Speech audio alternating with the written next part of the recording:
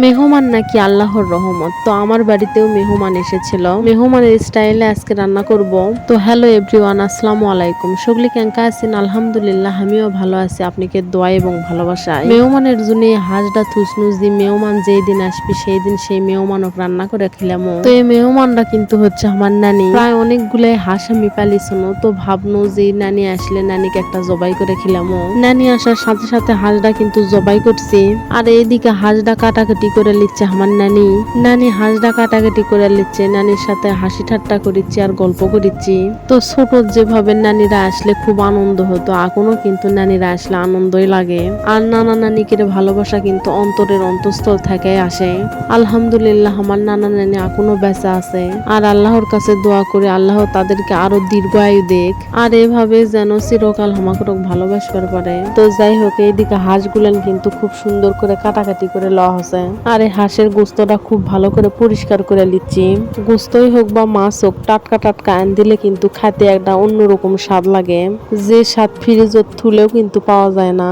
এখন গোস্তর ভিতরে একে একে সব মশলা দিয়ে দেবো। প্রথমে দিয়ে দিছি পেঁয়াজ, তারপরে দিয়ে দিছি বেশি পরিমাণ কোটা পত্তা, তারপর দিয়ে দিছি লবণ, এখন দিয়ে দেবো হলদি পরিমাণ মতন দেওয়া হচ্ছে। এখন দিয়ে দেবো জিরা ও ধনে পিসা, এখন আবার পরিমাণ মতন দিয়ে দেবো আদা রসুন পিসা। আর এই টাটকা গোস্ত কিন্তু টাটকা টাটকা মশলা দিলে বেশি ভালো লাগে, তাই আমি কিন্তু এই টাটকা মশলায় পিসা দিছি। এখন পরিমাণ মতন দিয়ে দেবো তেল। তো গোস্ত প্রায় সব মশলাই দেওয়া হয়ে গেছে, এখন কিন্তু সাদা ফল আর কালো ফল দিয়ে দিন। এখন সব মশলার সাথে গোস্তটা খুব ভালোভাবে মেকালেমো। আপনারা হয়তো অনেকে হাঁসের গোস্ত অন্যরকম করে আন দেন, টাটকা গোস্ত কিন্তু মেকা আন দিলেই বেশি ভালো লাগে। ভাবি শোনো, আজকের এই হাঁসের গোস্তটা মাটির চুলাতে আন দিমু, কিন্তু সব রেডি করার সাথে সাথেই কিন্তু আকাশের পরিস্থিতি খারাপ হয়ে যাচ্ছিল, তাই কিন্তু আবার এই গ্যাসের চুলা দেওয়া লাগছে। তো মাটির চুলা টান দিলে কিন্তু স্বাদটা ভালো লাগে। তো যাই হোক, তারপরেও কিন্তু আলহামদুলিল্লাহ গোস্তর টেস্টটা কিন্তু অনেক ভালো হয়েছিল। একদিকে হাঁসের গোস্ত আন দিচ্ছি, আর একদিকে কিন্তু আমার পছন্দের পুরপুরি আন দিচ্ছি। তো আপনারা অনেকে হয়তো জানেন আমার পছন্দের খাবার হচ্ছে পুরপুরি, আর এই পুরপুরিটা না হলে কিন্তু আমার চলে না।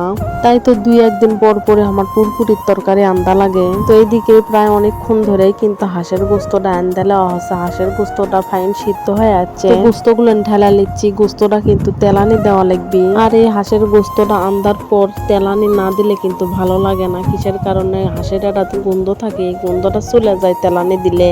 তাই তো আমরা পেঁয়াজ আর জিরা দিয়ে ইনকা করে তেলানি দেই। আর আমার সব থেকে বেশি ভালো লাগে হাঁসের গোস্ত নারকেল দিয়ে আন দিলে। তো এদিকে পেঁয়াজ গুলান কিন্তু তেলত দিয়ে দিছিল, পেঁয়াজ গুলান কিন্তু খুব সুন্দর করে ভাজা হয়ে যাচ্ছে। এখন অল্প পরিমাণ দিয়ে দিছি জিরা যখন সবগুলো ফুটে আসবে তখন কিন্তু তরকারিটা এই তেলের মধ্যে দিয়ে দেওয়া লাগবে। তো আপনারা কে কে ইনকা করে তরকারি খাচ্ছেন অবশ্যই আমাকে কমেন্টে জানাবেন। তো ভিডিও আমি এটি শেষ করেছি, খাওয়া দাওয়ার পালা না দেখাই।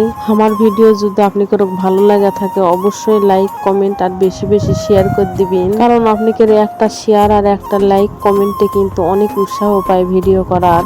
আমার হাঁসের গোস্তর তরকারির ফাইনাল লুক দেখেন। তো সগলি ভালো থাকেন, সুস্থ থাকেন, আল্লাহ।